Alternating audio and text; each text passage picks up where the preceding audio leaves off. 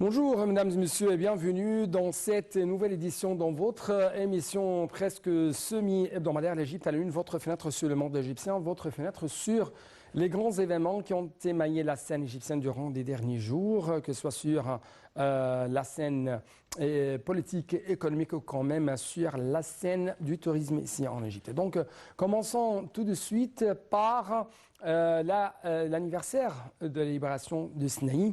Et à cette occasion, Monsieur le Président Abdel Fattah el-Sisi a félicité le peuple égyptien à l'occasion de la commémoration du 41e anniversaire de la libération du Sinaï. Dans son discours, le chef de l'État a salué le peuple égyptien, les forces armées, la police et il a de même salué la mémoire des martyrs. Le chef de l'État a aussi rendu hommage à l'âme du défunt président Anwar Sadat qui a pris la décision de la guerre. Les explications tout de suite.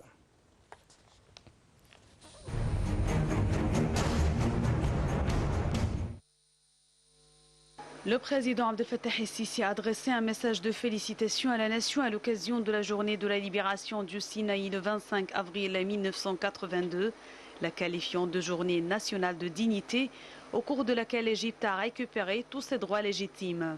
Lors de son discours, le président el-Sisi a salué le défunt président Anwar Sadat, héros de la guerre et de la paix. Le chef de l'État a loué les sacrifices des forces armées et les efforts inlassables de la police qui avaient fait preuve de bravoure invincible et qui se sont sacrifiés en faveur de la patrie. Le président el-Sisi a indiqué que les sacrifices du peuple, des militaires et des policiers constituent un modèle pour les générations à venir. Le chef de l'État a ajouté que le 25 avril restera un jour glorieux, le fruit de la guerre victorieuse d'octobre 1973 et de la longue voie de la paix et de la diplomatie qu'avait adopté l'Égypte en vue de récupérer ses territoires et qui concrétise la volonté d'un peuple qui a refusé de vivre sous l'occupation.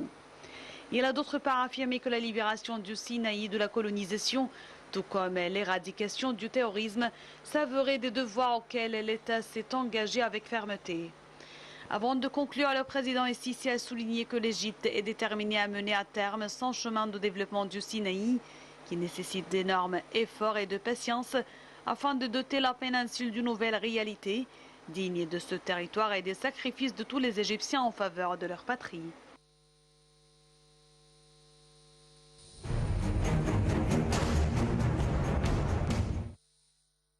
Sur sa page officielle sur les réseaux sociaux, le président Abdel Fattah el-Sisi a félicité le peuple égyptien à l'occasion de l'anniversaire de la libération du Sinaï, qui représente la journée nationale de la dignité lorsque l'Égypte a retrouvé tous ses droits légitimes sur son sol national. Il a rendu aussi hommage au défunt président Anwar Sadat qui, avec ses décisions de guerre de paix, a incarné les valeurs éternelles de l'Égypte qui croit en la justice, la sécurité et la paix.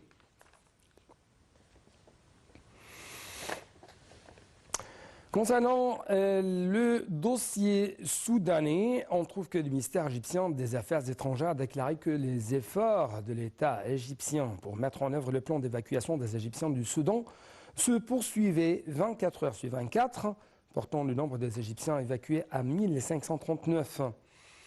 446 citoyens soudanais ont été également évacués par voie terrestre, 189 autres en plus d'un citoyen soudanais dans un état critique par voie aérienne en coordination avec les autorités soudanaises.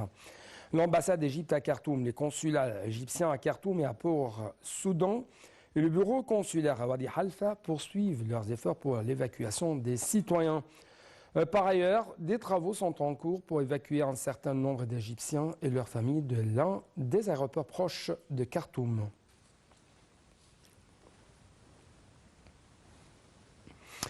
D'autre part, on trouve que le ministre égyptien des Affaires étrangères, Sameh Shoukry, a reçu lundi un appel téléphonique de son homologue canadienne, Mélanie Joly. L'ambassadeur Ahmed Abouzeid, porte-parole officiel et directeur du département de la diplomatie publique au ministère des Affaires étrangères de l'Égypte, a déclaré que l'appel avait porté sur l'évolution de la situation au Soudan et que la ministre canadienne s'était dite profondément préoccupée par la détermination de la situation, plutôt par la détérioration de la situation sécuritaire au Soudan et son impact sur les civils. y compris le peuple soudanais et les communautés étrangères au Soudan. Pour sa part, M. Chokri a passé en revue les efforts entrepris par l'Égypte pour stabiliser le cessez-le-feu et le contact qu'elle a établi avec les acteurs régionaux internationaux à cet égard, y compris la coordination et l'unité des messages qui sont adressés aux parties soudanaises et la nécessité d'empêcher l'ingérence de toute partie extérieure d'une manière qui attise le conflit en cours. Il a souligné que les deux parties ont convenu de poursuivre les consultations et la coordination au cours de la période à venir afin d'intensifier les efforts pour aider le Soudan à surmonter la crise actuelle.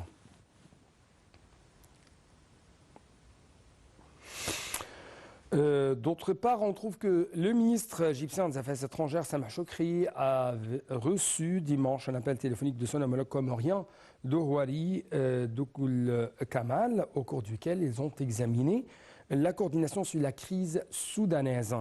Selon le porte-parole du ministère des Affaires étrangères, l'ambassadeur Ahmad Abouzid, cet appel s'inscrit dans le cadre de la présidence tournante de Comores de l'Union africaine et le souci de l'UA de mener des concertations avec les pays voisins du Soudan afin de mettre fin à la crise actuelle qui représente un grave défi à la paix et à la sécurité dans le continent africain. Les deux parties ont exprimé leurs vives inquiétudes face au non-respect du cessez-le-feu au Soudan, aux multiples violations, ce qui mettra en péril les civils et les communautés étrangères. M. Chokri a informé M. Doul Kamal des efforts égyptiens entrepris pour encourager les parties soudanaises à parvenir à un cessez-le-feu.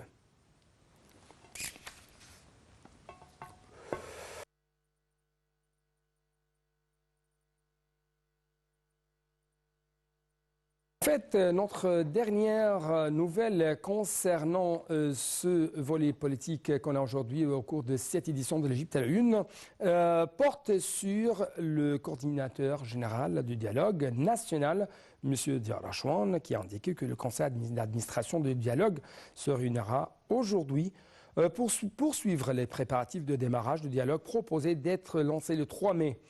Le coordinateur général du dialogue a ajouté que cette convocation intervenait à la lumière de la grande crise que traverse le Soudan, de la préoccupation de l'opinion publique égyptienne à ce sujet, l'attachement de l'Égypte à une résolution pacifique de ses nombreux effets, notamment l'évacuation des Égyptiens du Soudan. Il a ajouté l'insistance de toutes les parties participantes au dialogue sur son succès pour la réalisation des espoirs, des aspirations du peuple égyptien.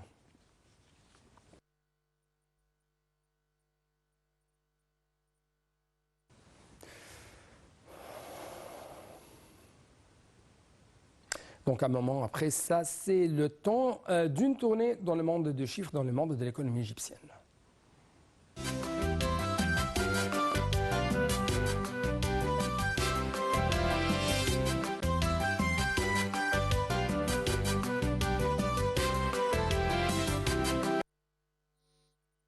Donc, cette nouvelle tournée dans le monde de chiffres, dans le monde de l'économie égyptienne par les ministres des Finances d'Égypte, Mohamed Moït, et de Grèce, Christos Staikouras.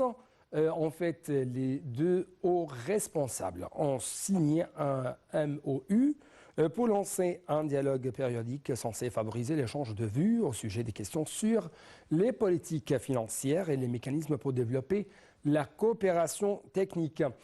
Monsieur le ministre Mohamed Moït a évoqué les projets promoteurs de connexion électrique entre les deux pays et précisé que la Grèce pouvait devenir le portail d'accès de l'énergie verte et égyptienne vers l'Europe. Donc, je dois vous laisser avec Sarah Maraba pour vous donner plus de détails.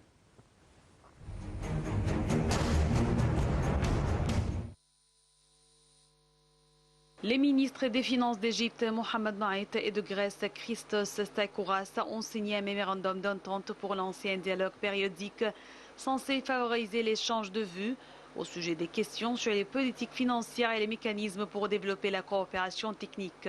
Le gouvernement égyptien tient à renforcer la coopération avec la partie grecque dans tous les domaines, a fait savoir M. Moït lors d'un entretien à Athènes avec son homologue grec.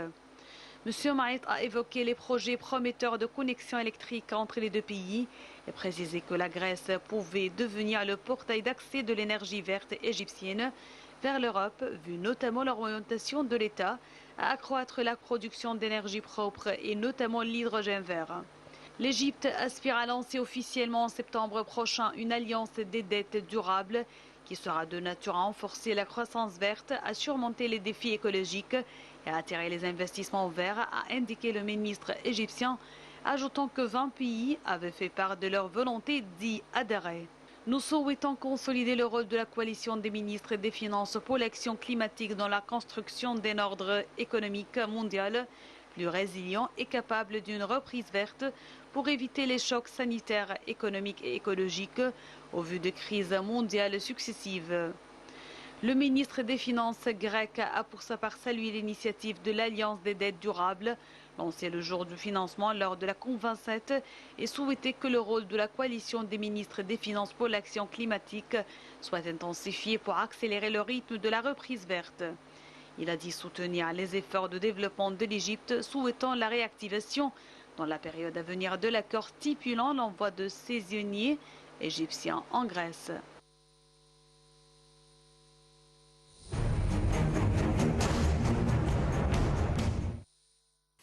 D'autre part, le ministre égyptien des Finances, M. Mohamed Mouaït, a déclaré lundi le dédouanement des produits et des marchandises importés d'une valeur de 23 milliards de dollars dans divers ports et des postes douaniers depuis janvier dernier jusqu'à présent. Cette mesure s'inscrit dans le cadre d'accélération de dédouanement et de facilitation des procédures tout en accordant la priorité aux produits de base, composants de fabrication de produits alimentaires, médicaments et aux exigences de la production. Et ce, afin d'assurer la durabilité de la production, d'alléger le fardeau pesant sur les importateurs et de fournir les produits de base sur les marchés locaux pour répondre aux besoins des citoyens selon ces précisions.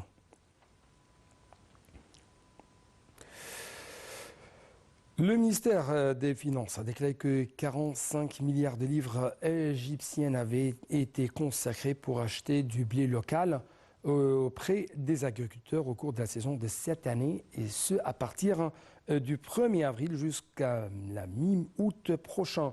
Le but est d'atteindre l'autosuffisance, d'assurer la sécurité alimentaire, de réduire la facture des importations. Donc un commentaire de Salam Marabi.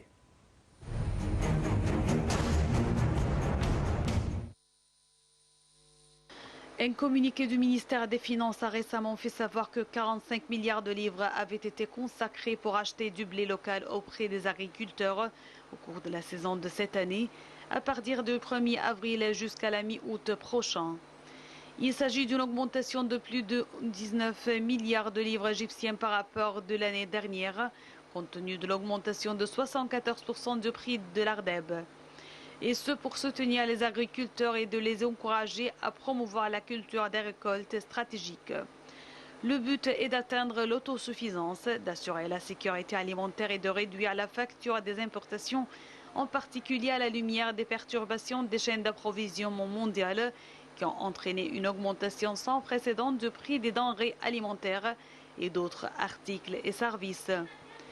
Le ministre des Finances indique qu'en coordination avec celui de l'approvisionnement et du commerce intérieur, l'achat quotidien de blé local partant de son souci de verser rapidement les sommes dues aux agriculteurs, avec la nouvelle augmentation de la valeur des Ardeb de blé local de 865 livres à 1500 livres, ajoute le communiqué. L'État est capable de faire face de manière positive et résiliente à l'impact des défis internationaux actuels, faisant état d'une priorité absolue pour préserver la durabilité du stock stratégique de blé, de manière qui assure la sécurisation de nos besoins, en particulier à la lumière de la situation exceptionnelle de l'économie mondiale.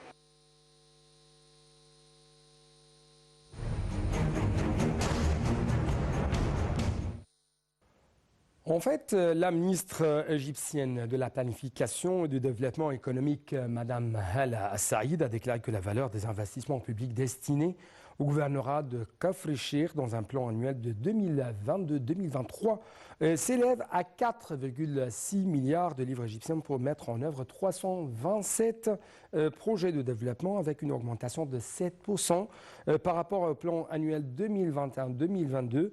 En plus des projets de développement de la campagne égyptienne dans l'initiative de vie décente. Il s'agit d'un rapport du ministère concernant les caractéristiques du plan d'investissement de Cap Fléchir pour l'année 2022-2023 dans le cadre de la poursuite de l'annonce du plan de citoyens dans tous les gouvernorats de la République pour la quatrième année consécutive dans le but d'éduquer les citoyens sur ou de faire une sorte de connaissance aux citoyens sur les orientations, les priorités du plan de développement durable pour l'exercice 2022-2023 et son rôle dans la réalisation de la vision 2030 de l'Égypte.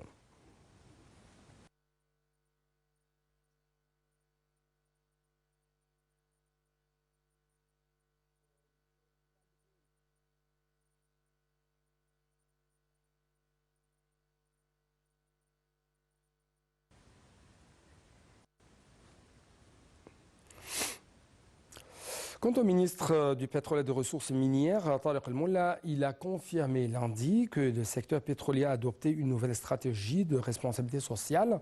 Cette stratégie vise à atteindre la durabilité et à unifier les efforts en ce qui concerne la contribution du secteur pétrolier et ses partenaires à l'amélioration de la qualité de conditions de vie des communautés locales et de la société égyptienne dans son ensemble. C'est ce qu'a dit monsieur le ministre à la presse.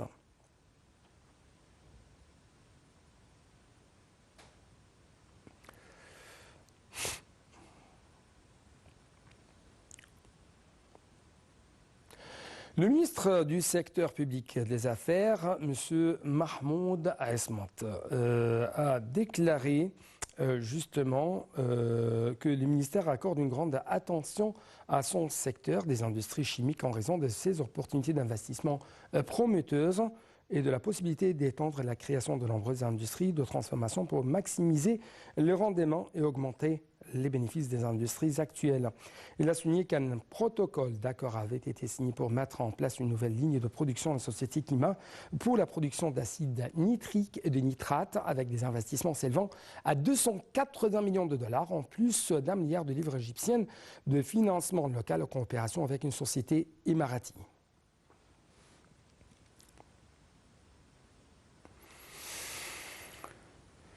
Le ministère de l'Électricité et de l'Énergie a affirmé récemment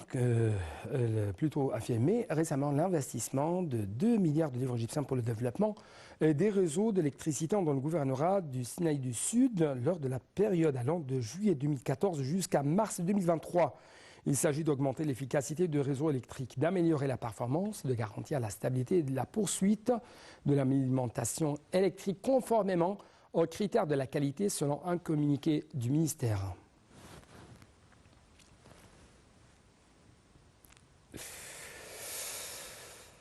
Clôturons donc cette édition par cette découverte d'une tombe et 4 petits sanctuaires à Saqqara. Donc, avec plus de précision, la mission archéologique conjointe néerlandaise italienne du musée de Lenden aux Pays-Bas et du musée des antiquités égyptiennes du Turin, opérant dans la zone des antiquités de Saqqara sous la supervision du Conseil suprême des antiquités, ont découvert une tombe d'une personne nommée Bana Aïssi de l'époque ramesside.